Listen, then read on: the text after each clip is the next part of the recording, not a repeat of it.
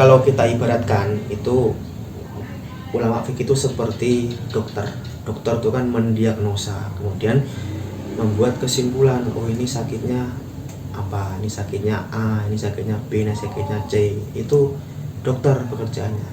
Berbeda dengan apoteker. Nah, apoteker inilah ulama hadis. Nah, ini terakhir ada kesimpulan jawabannya ini. Wasiat menangis kebiasaan orang jahiliyah. Gimana itu penjelasannya? Nah, itu tadi kalau memang kita hanya kembali ke hadis saja, tidak menoleh kepada para ulama fikih. Apa kata mereka semua tentang masalah ini? Dan harus diketahui juga bahwa ahli hadis bukanlah ahli fikih. Masalah hukum kembalinya ke ulama fikih, bukan ulama hadis, karena masing-masing mempunyai job desk yang berbeda. Hadis demikian, tapi ulama fikih bisa punya pendapat yang berbeda, karena ulama fikih tidak berhukum hanya dengan satu hadis atau satu ayat. Di atas meja seorang fakih berserakan puluhan bahkan ratusan ayat dan hadis ketika beliau memulai memindai sebuah hukum dari teks-teks syariah, dan bukan hanya bersandar dari satu hadis saja kemudian beliau berfatwa, bukan seperti itu. Jadi antara ahli hadis dan ahli fikih ini berbeda. Apa bedanya? Job desk-nya berbeda. Ahli hadis ya hanya mengunduhkan hadis, oh ini ada hadis sahih gitu kan, ini sanadnya, ini matanya, tapi tidak bisa menyimpulkan hukum karena memang berbeda job desk-nya, berbeda pekerjaannya berbeda. Nah, ahli fikih, ulama fikih ini job desk-nya yaitu menyimpulkan sebuah hukum dari beberapa hadis, bahkan puluhan atau ratusan hadis dan ayat.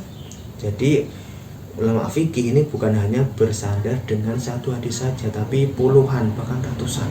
Ada hadis, ada ayat, kemudian diramu, diracik, jadilah sebuah hukum yang bisa kita nikmati.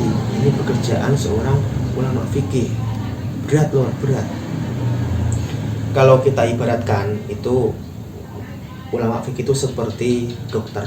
Dokter itu kan mendiagnosa, kemudian membuat kesimpulan, oh ini sakitnya apa, ini sakitnya A, ini sakitnya B, ini sakitnya C. Itu dokter pekerjaannya.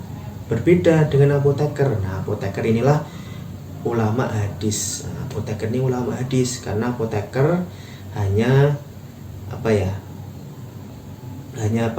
bukan hanya, ya pekerjaannya tuh hanya sekitar obat, hanya memilih obat. Oh ini obat untuk penyakit batuk, untuk penyakit pilek, untuk penyakit asam urat misalnya.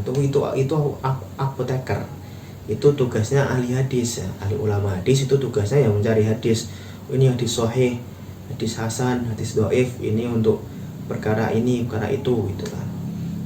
Nah, apoteker itu pun berdasarkan resep dari dokter baru memilih obat. Nah, begitu pun juga ahli fikih. Ahli fikih itu mungkin meminta ulama hadis atau memilih hadis itu ribuan, puluhan bahkan ratusan. Nah, biasanya ahli fikih juga ahli hadis gitu loh. Kalau ahli hadis belum tentu ahli fikih. Nah, ulama fikih ini punya kelebihannya apa tadi? Beliau ini selain ulama fikih juga ulama hadis, jadi langsung pekerjaannya langsung double gitu. Yo nyari hadis, nyari ayat, kemudian diracik, diramu, jadilah sebuah hidangan, yaitu hukum fikih namanya. Itu pekerjaan berat seorang ulama fikih madhab.